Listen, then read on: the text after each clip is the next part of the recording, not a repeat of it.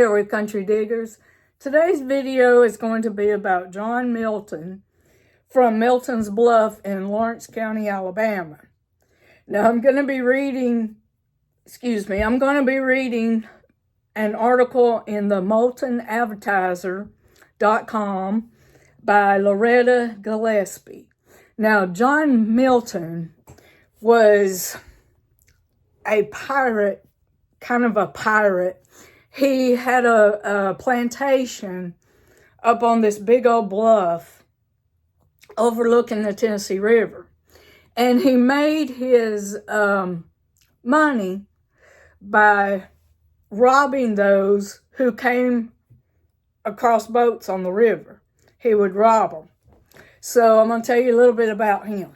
All right. Melton's Bluff, Marathon. It used to be called Marathon too. This early seat was at the head of the Elk River Shoals on the south back of the Tennessee River in Lawrence County. Today the site lies below the waters of the Tennessee River, 2 miles above Lock A. Lawrence County was created by the Alabama legislature on February 4th, 1818, and Melton's Bluff was selected as the seat of the county government. At that time, it was the largest town of the county and the first to be founded. The town was named in honor of John Melton, an Irishman who had come into the area many years before because of his displeasure with his fellow man. There he married a Cherokee woman and raised a family.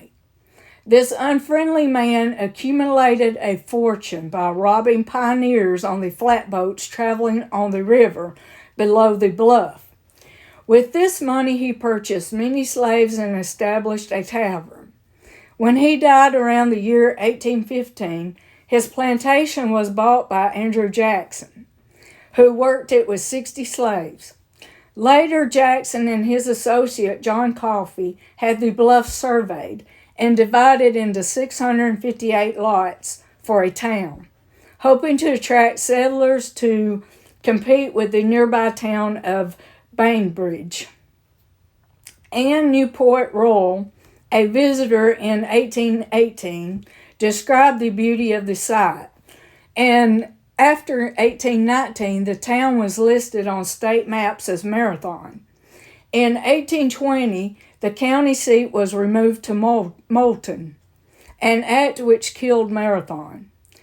It was last listed on a state map in 1850.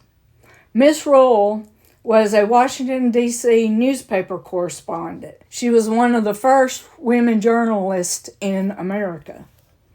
According to Herman Melton's genealogy, she wrote, "No language can convey an idea of the beauties of Melton's Bluff. I can sit in my room and see the whole plantation. The boats gliding down the river, the ducks, geese, and swan playing on the bosom of the stream, with a full view of many islands. I took a walk with some ladies over the plantation. We approached the mansion by a broad street running up the riverbank east of town. The street seems suspended between heaven and earth, as the whole premises for 2 miles. All in sight appears to be elevated above the horizon. We entered the courtyard fronting the house by a stile, and the first thing we meet was a large scaffold overspread with cotton. Being damp from dew and often rain, it must be dried in this manner. The mansion was large, built with logs, shingled roof. All the trade of East Tennessee passes by the bluff and halt here to take in their pilots." And this is from her book, Letters from Alabama by Anne Royal. Those concrete steps are all that are visibly left of the site now. And me and Tara was there, and we walked up and down those steps too. And but with the exception of some of the hardwoods that probably shaded rural long ago. The staircase starts at the top of the bluff, not far from the county road that runs between Mallard Creek and Spring Creek. People used to picnic there people used to picnic there, and that they were leading nowhere at the top of the water, lapping at the rocks at the bottom, and they always seem mysterious, like a staircase out of a dream, or placed there with the intention of building a house that would never exist, but eventually one did, and a big one at that. According to a state county marker, John Melton and his Cherokee bride, she was the sister of Chief Doublehead, lived near here in 1780. The marker lists his death as 1815, and cites by the time he died, Melton had built a fine home, owned a tavern, a cotton gin, and a whole host of slaves. The marker continues, the gin was placed here under the terms of the Cotton Gin Treaty of 1806, which was signed by Doublehead. Gin cotton was shipped south via the Tennessee River, and the 1805 gains trace during the Creek Indian War in 1813 and 14.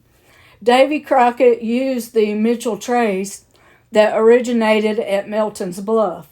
Sequoyah and Andrew Jackson signed the Turkeytown Treaty, September 1816, which took Indian lands in this area.